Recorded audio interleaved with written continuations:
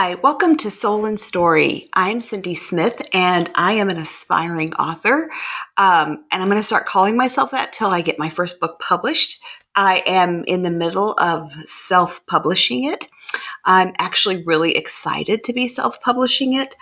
I love reading and writing clean historical romances. I've told you all that I love Jane Austen, but I also love um, M. Montgomery, who wrote the Anne of Green Gables series. It's got some romance in it, but I love her a lot. So anyway, I'm excited that I will be sharing my work soon. That's fun. That's awesome, Cindy. I'm actually drinking right now Pemberley picnic tea. Well, I don't know why I showed you the cup. The cup has nothing to do with the tea that's inside of it. But But it's a I pretty picked cup. it, yeah, I picked it up at this little quaint bookshop in Greenbrier, Tennessee. Just, not too far from where we are. And it was just like the kids, to get to the kids section, you actually open up a wardrobe and go inside. Oh, that's very cool. And it's just everything is so well done at the bookshop that it's a book lover's dream. But anyways, they had several teas there. I got an Anne of Green Gables like raspberry cordial flavored tea, Ooh, and then this Pemberley Picnic is a green tea with some floral hints. yum. So I'm excited about it. I haven't actually had any of the tea yet, and this is my first time. What do you call when you soak the tea in the water?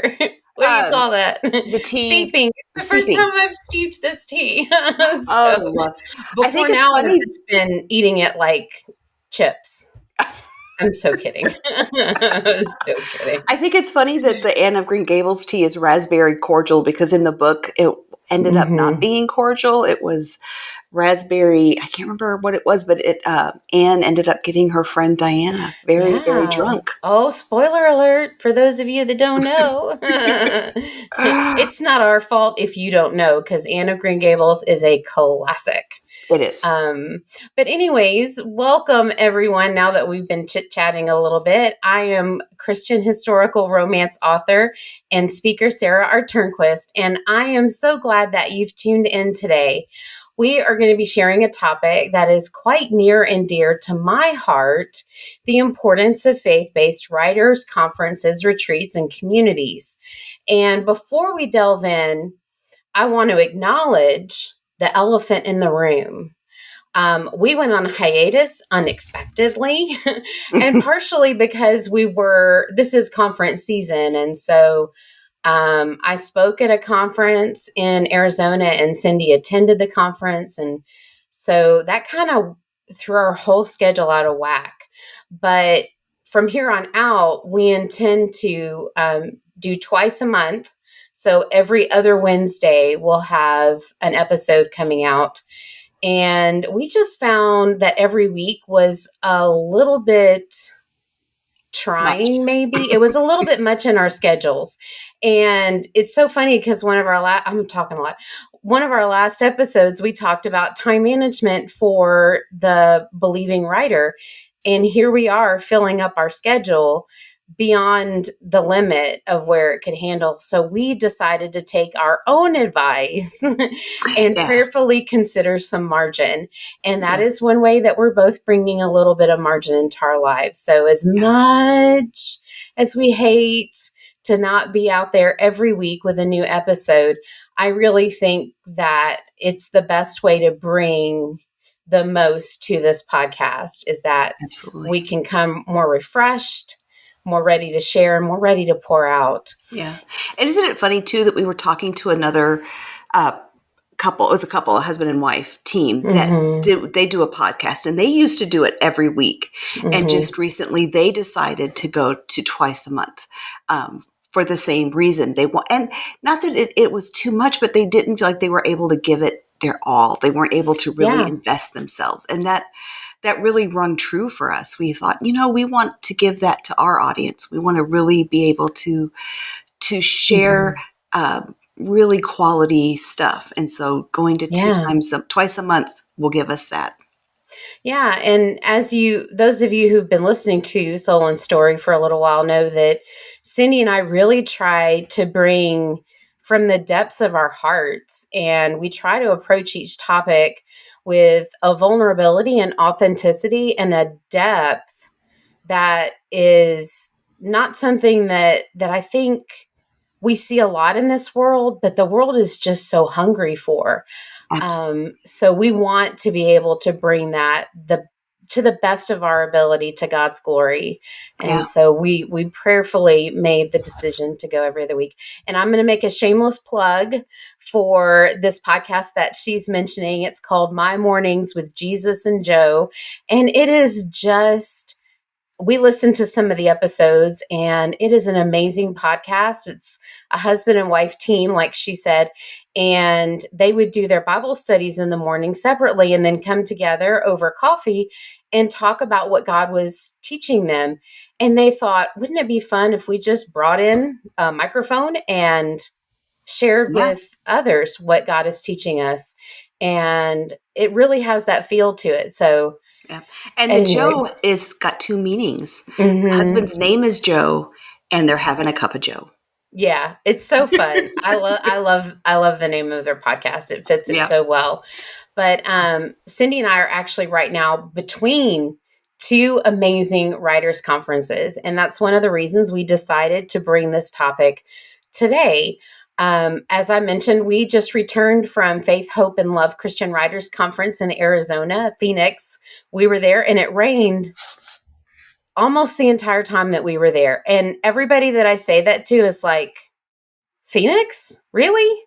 It was more, they had more rain in those 2 days than they've had in the last 7 years. It was Yeah. just unseasonable weather for Phoenix. But yes, we were in Phoenix, Arizona, and it Yes. rained the Flooded the parking lot. whole time. Yes, flooded the parking lot.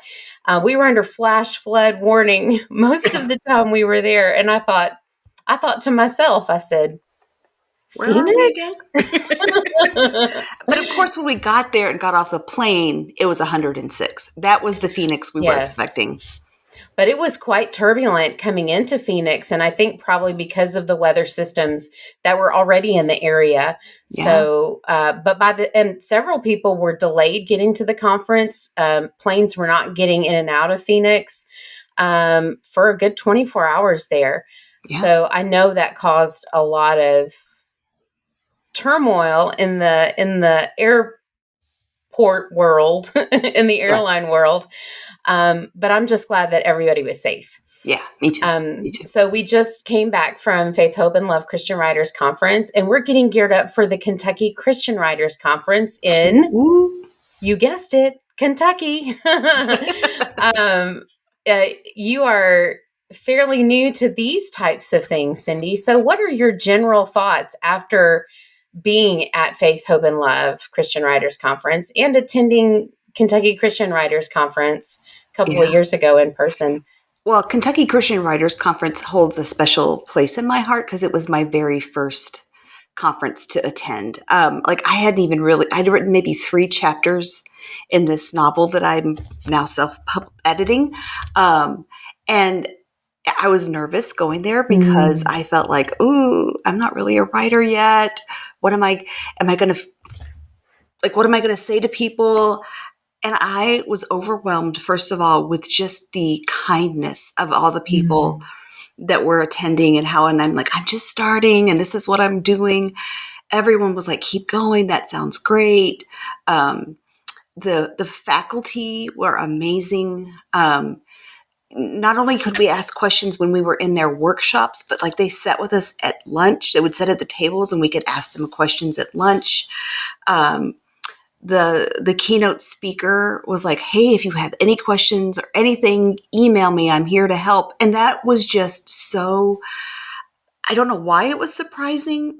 I guess I didn't know what to expect. And so, Mm. I went and I was just blown away. I also felt after leaving the weekend that I'd been drinking from a fire hose. That's something that I hear Mm. now at almost all the conferences I go to, that's how you're going to feel. And it's true. There's like so much information but it's inspiring and encouraging. That's my takeaway from conferences. Excellent. Kentucky Christian Writers Conference was actually my first Christian Writers Conference many, many moons ago. I had been to a kind of smallish local writers conference locally. I already said that, didn't I? Anyways, it was a local writers conference that was not faith based, and that was my first experience with writers conferences. So when I came to KCWC, which is what we call Kentucky Christian Writers Conference, um, there I was amazed at the difference. Because I just knew when I went into that auditorium, and maybe I've said this before on the podcast, I knew when I went into the auditorium at KCWC, I just felt these are my people.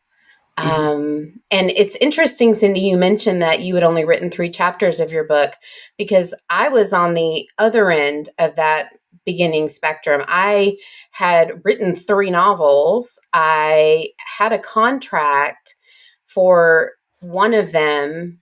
And then I started going to writers' conferences, which is a little backwards. A lot of people, I think, are afraid to go to writers' conferences because they're like, I don't have anything to sell. I don't have anything to bring. But it's not about that. It's about what we're talking about today. It's about the community and becoming a part of a community that can encourage and support and edify and educate. And so that's really what it's all about. And so you are actually exactly where you need to be. I mean, just in general, because that's how God does things, right? Mm. But also in your writing journey, learning as you write is a lot better than having to rewrite a manuscript that that you learn has just a lot of flaws in it. But anyways, writing in general and writing for God and his purposes can be 2 very different things. And the vibe at the 2 different types of conferences I've mentioned can be very different. And it's kind of hard to explain because part of it is just the feel you get. Not that I got a negative feeling at the non faith based writers conference, but it just wasn't a homey family feeling. It was like I was in a room of other writers, which was great. My first experience with that kind of thing. So it was wonderful to know that I was with people that would get me, and all of our weird writerly idiosyncrasies, but it just wasn't the same. And I think those who are listening, who are of the Christian faith, probably get it. And for those that are still seeking, it's really difficult to explain that camaraderie. Mhm. Yeah, it's there's a connection. There's a like a familial, like family. It feels Mm, like family. Um, yeah. and it was interesting. The Faith, Hope, and Love was my 3rd conference that I'd been to. Back in January, we went to a novel marketing conference in Austin, and at the Faith, Hope, and Love, I'm like, oh, I know that lady. Cami Tang. She was, or maybe I should have said her name, but anyway, at the Faith Hope at the novel marketing conference, she had been my coach at my group that I was in, and so she remembered me and was excited to see me. And you're right. There's just that. You're right. It's something we can't put Mhm. words on, but it's a connection that is deeper than just friendship. Yeah. And just a little note, I think it's okay to say people's names as long as you're not disparaging them. Oh yeah, I'm not. Well, so so Cami Tang, if you're listening, shout out to you. And if you are listening and you know Cami Tang or you don't, maybe you should. very sweet lady. Very very Yeah. sweet lady. I think there is what you're saying, a community at the conference, a readiness to help others on their journey. I think there's a common goal among Yeah. Christian writers. We're writing at Mhm. some extent to spread the truth of God's love and explore what it means through our own writing, what God's love and that process of becoming more Christ like, what that looks like. We explore that through our writing and through our characters. It's even more potent, I think, in a smaller group, like a craft partner situation or a critique group, writing group. I have a craft partner I couldn't get that word out. I have a craft partner that I've been meeting with once a week since right before the pandemic. And Cindy and I are part of a local writers group that shares skills, tips, teaching, and feedback on each other's scenes. Both of these things are so important to me, and important to my honing my skill as a writer and to pouring out to other writers as well. Mhm. But to be in a room full of like-minded writers, there's just nothing else like it. It's a little piece of heaven on earth, I think. Absolutely, absolutely. And when you talked about sharing the same mission, or we have the Mm, same desire, we want people to grow in their relationship with the Lord. We want people who don't know the Lord to be introduced to Him, um, and it gives a purpose to what we're writing. Not that people who don't write Christian fiction don't have a purpose; they do, but right. it's a purpose that brings us together. Hmm. Yeah, I totally agree. And I think that I totally lost my thought. I totally lost my thought. It's okay. No, it's not. It's not okay. That's not okay. Oh, it's I okay. think I think I think the fact that there isn't this sense of competition maybe Oh, yeah. has to do with the fact that we're doing the same mission. I Hmm. remember what I wanted to say. I think that all writers are telling the same story at its very core. It's a Hmm. story of love and redemption. It's the Hmm. story of God and Jesus and the Holy Spirit Yep. and God's relationship with man. Yeah. And that story is deeply ingrained in us. And we call out to God through that story. We Hmm. put different characters in different situations. And even I think the general market writers that don't write with faith threads, whether they mean to or not, they're still telling that story because That it's is a so true. piece of all of us. Yeah, Um, they're yeah. their characters are in situations where they're forced to either grow. Hmm. And I think as a reader, I enjoy reading books where you see the characters change and grow and mature. I have read some books where the characters don't. That those types of books are very few and far between. But when I've read books where the characters are brought face to face with some kind of a dilemma, and they choose not to push through it, uh, it's not enjoyable. It's not something. And so I think you're right that most, even um, authors who aren't writing Christian whatever fiction or anything, Hmm. they're still working out that desire to be other Yeah. than we are. Yeah, I agree. And back to this sense of competition, I wanted to also mention that there seems to be this feeling more in the general market that I feel than in the Christian Writers Conference, because we do have this same mission. We're all trying to, I mean, for Christian writers, we consciously are trying to reach others for God and Him working out His purpose in, through, and around us. But it's not like even in the general market that if a reader picks my book, they're not going to be able to buy your book. Sometimes I wish the general market was a little more understanding of the fact that that's just not the case, because I think it is becoming that way. I see in some of the writers that I follow, that I that I watch their content and listen to their content. I'm seeing more and more in the general market with no faith based evidence at all, that that there's this desire to help each other as Hmm. writers, and so I think it's becoming more prevalent in the general Yeah. market. Well, that's a blessing. That's huge because Hmm. there is so much wisdom that we can draw from each other. Hmm. Um, you know, As humans, as as humans. Yeah. humans, as writers, yeah. Yeah. Absolutely. Absolutely. Hmm. Um, I talked about this with my going to KCWC the first time, but one of the things I love about conferences is that time that we have when we're eating together.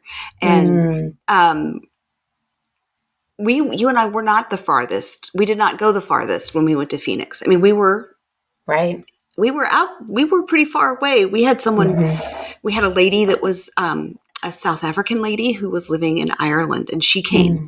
Her parents flew up from South Africa to stay with her kids so that she could come to the conference. And I loved hearing the stories about how they got into writing, or like what their books were. Everyone's excited to talk about their books, and it's like our children. Instead of bringing out pictures of our kids, it's like, oh, I have this book, and Mm-hmm. that's just fun. And I think being able to do our meals together and sitting at these tables with people that you don't know, there's something very special about that. There's Mm-hmm. something very um, inspiring to know that we're in this together. Yeah. And even if we're not writing in the same genre, our foundational that the foundation we have in common. Like we already know when we sit down across the table from someone that this is someone who's pursuing what God has for them, consciously aware of the fact that God is directing their steps and lighting their path. But I love too, just in general, that even though most writers are introverts and they struggle to reach out, but standing in line with someone and asking, "What do you write?" or "Tell me about your book." And then they just gush over this story that God has laid on their heart. And it is a beautiful thing. And it is an instant way to connect with someone. And I love that. It makes Yeah. me wonder why we don't do that at more Christian functions. Because even if we're not at a writer function, we could say, "What is God teaching you?" or "How is God working in your life?" Because, at a faith based event, we do have that in common. Right. Just like at a writer's conference, we know that they have a story, they're working on a book, or they have an idea at least that they would like to talk about. I'm just thinking off the top of my head, No, I why, get I it. wonder why we don't start conversations more quickly in Right. those settings. I wonder if sometimes when I'm going to a writer's conference, I know that I'm going to be getting out of my bubble. But maybe at these other events where like I'm in my bubble, Mm, um, I remember like going to women of faith conferences, and you're with your group, and you know, you kind of like mhm. just stay with your group. But I like that idea, that thought of reaching out to people at different Christian events and saying, "Hey, what is God teaching you?" or "What are you reading in the Bible right now?" I really like that. I really like Yeah. that. Yeah, and at this conference, we had the privilege of sitting under one of my favorite writing coaches through his teaching, James Scott Bell. He taught the pre-session masterclass at the conference, and this was the second time I've been able to sit under his teaching, and I really got the sense that it was a treat for you too, Cindy. I I mean, I have some of his books, and so I, I was the time flew by. Mm, It was an all day thing, and I'm like, oh, it's going to be long, but it went by, and it went by so fast, and it it really impacted how I'm editing my book, because he talked about, if you don't have believable characters or characters that your readers can connect with, you're not going to have anyone reading your book. And that was one of the things that I felt about my characters, is they were a little flat. And so mm, James Scott Bell talked about voice journaling, where you have your characters answer questions from their point of view. And it was interesting, because I thought, well, I'm still making this up.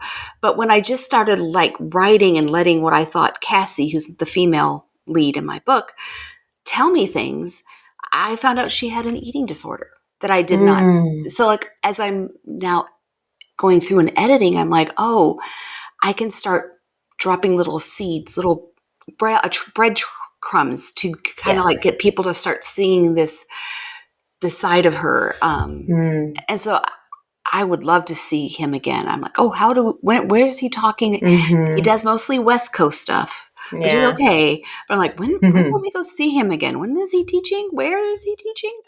Yeah, yeah, it's pretty amazing, his teaching, and I think deepening our characters and exploring their complexity is a gift that you give to the reader. I know I've said before to you that the first draft, the rough draft, is for me, the writer, but the edited draft is for your reader. Yeah. And so I think the more character work you do as well, even though it's fun for us, is also a little gift to your reader, because these things make the characters seem more real, make Mhm. them jump off the page, and make them more relatable, which pulls the reader more into the story for whatever reason they're coming to the story, whether they're coming to learn a truth or to escape maybe a bit of a mundaneness about their life, whatever they're coming to the book for. Yeah. Complex characters can really facilitate that. Yeah. I remember at the first KCWC conference that I went to, Diane Mills was our keynote speaker, but she also Mm-hmm. taught workshops. And I remember sitting in her, whenever she had a workshop, I went to her workshop, and like she was talking about how to layer your characters. She talked about Mm-hmm. colors and how you can use colors, like what the shirt is they're wearing, maybe the color of their car, just so I'm actually pulling out the notes from her Mm. talk because I still have them because I keep everything on my iPad. um, Yeah. yeah, so yeah, you're right. It really does. It does. It is a gift for the readers. Um, Yeah. yeah, and Yeah. I'm starting to see how our characters can take on a life of their own. Oh, I for certain. I remember when you were writing one of the Cripple Creek books, and we were at Starbucks, and you're typing, and you're like, oh, I didn't know she had a Russian accent. So it was just funny how we can, as authors, the characters can surprise us, and that Mm-hmm. comes from layering. Yeah. And then I don't know if you remember at that point that it was a character's mother, and when she came out with that Russian accent, I was like, well, now I have to figure out how this lady with this Russian accent is in the late 1800s In Colorado. in in Colorado.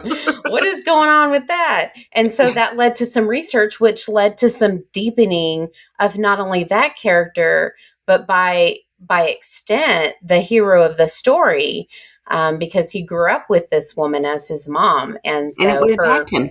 yeah his her cultural background and the things that she grew up with herself will color the way she views the world, and then the way she teaches her children about Yeah. the world and about God. But I also wanted to say, with the voice journaling, if you ever get a chance to hear Donald Moss teach, take Okay. it. He Okay. does something kind of similar to, how James Scott Bell would ask us the questions to deepen our voice journaling. He does something similar, not quite the same, but something that is meant to help you dig deep into your character. If it's not possible to see him in person, he has a wonderful book and workbook complement called Writing the Breakout Novel. Okay. And we'll try to link something we'll try to put a link to Writing the Breakout Novel in the comments, description, show notes, so that those of you that are intrigued by my Yeah. suggestion can find that as well. Yeah.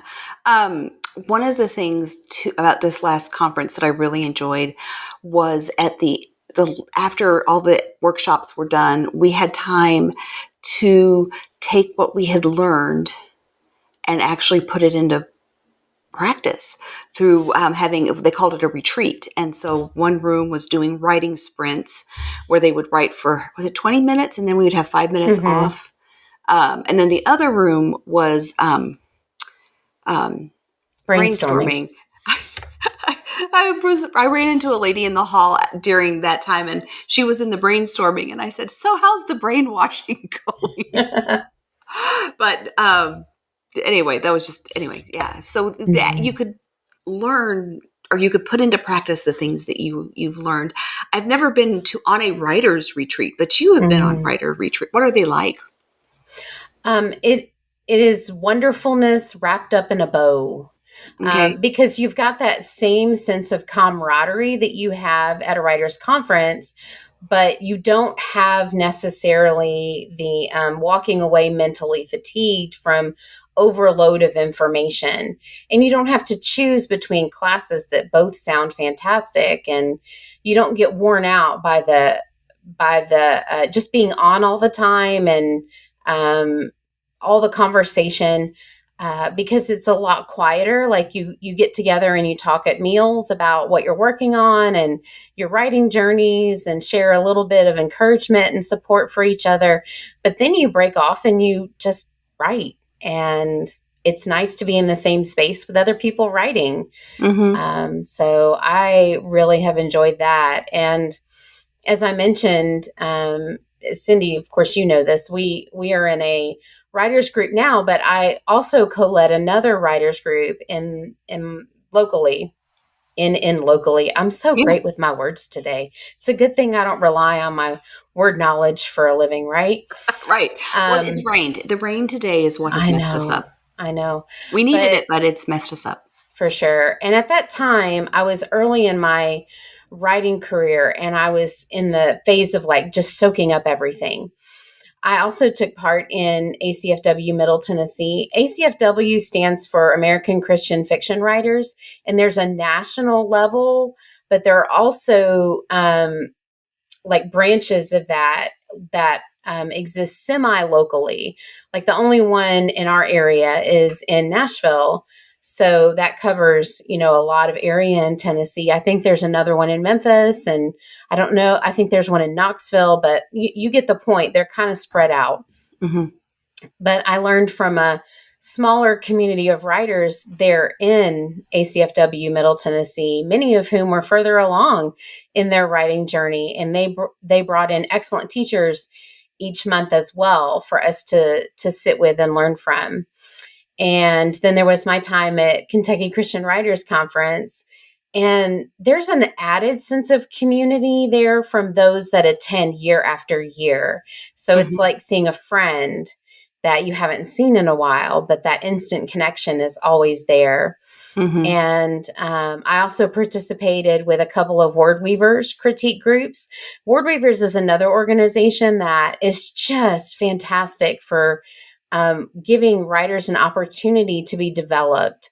So it's more of a feedback situation where you're giving feedback and you're getting feedback, but they have some really great structure there that prevents you from um, being in a situation where people are ganging up or arguing, or they just have some really good rules that kind of guide those sessions really, really well. So I always encourage word weavers for there are in-person chapters in certain places, and then there's virtual groups as well.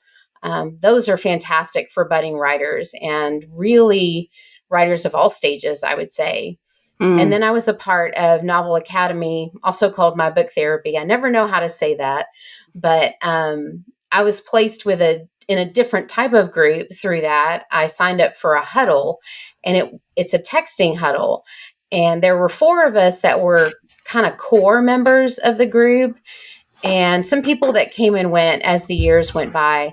But it was more a place for prayer requests. Like we texted every day, and we do prayer requests, and we pray for and encourage and support each other. Not that we haven't done any plotting or shared our writing, but the primary purpose was that connection. Mm-hmm. That's awesome. Um, I love our group the community group, writers group that you lead here. Um, I love the ladies and guys. We have two guys, our husbands, who come, and it's encouraging to actually have people because they're local. They're people that we don't just see at conferences or we don't just see at retreats. We see them in our lives. And to have someone locally who's like, hey, how's that book going? Or one of the ladies, when she has a book to release, we can celebrate her Hmm. locally. And in fact, we just met last Saturday, and I loved how you taught all of us, and the husbands. I keep forgetting those guys. The what James Scott Bell taught us. You shared that, and that's the amazing thing about the community, like having a small Mhm. group that we can write together. And we would meet. We've often met on a Monday at one of the coffee shops to write. And it's a time too to brainstorm if someone's stuck with something in their story, or, just needs to hash out something. It's an amazing community to be a part of. Yeah. And so if you're listening to this and you are longing for a writer community like that, you can look up some of these different organizations: ACFW, Word Weavers, Novel Academy. Those are all wonderful places. But also, I'm going to make a shameless plug for Kentucky Christian Writers Conference. It is not too late to sign up and come. It is next week. So not this Thursday, Friday, Saturday, but next Thursday, Friday, Saturday. So you definitely want to make your plans if you want to come. If you are on the fence about it, you can find out more about the faculty and some of the classes they'll be teaching at the Kentucky Christian Writers Conference website or at the YouTube channel. And we'll put links to those in the description/show notes as well. So you and I I'm interviewed the excited. faculty. We did interviews with the faculty, which was so much fun to hear about their heart for why they're teaching. And Yeah. Oh, the dogs are alert. Yes, I think that my husband has come home. Okay.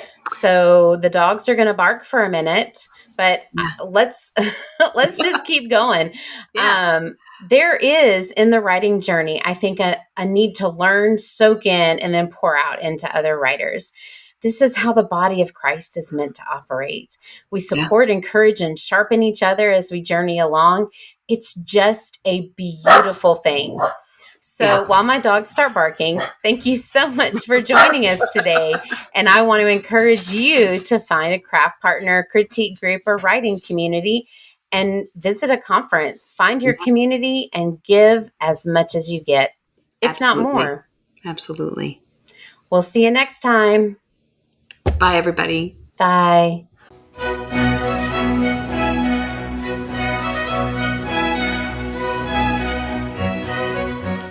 Thank you for listening. This episode is over, but your writing journey continues. Visit SaraTurnquist.com to find links to help you achieve your writing dream.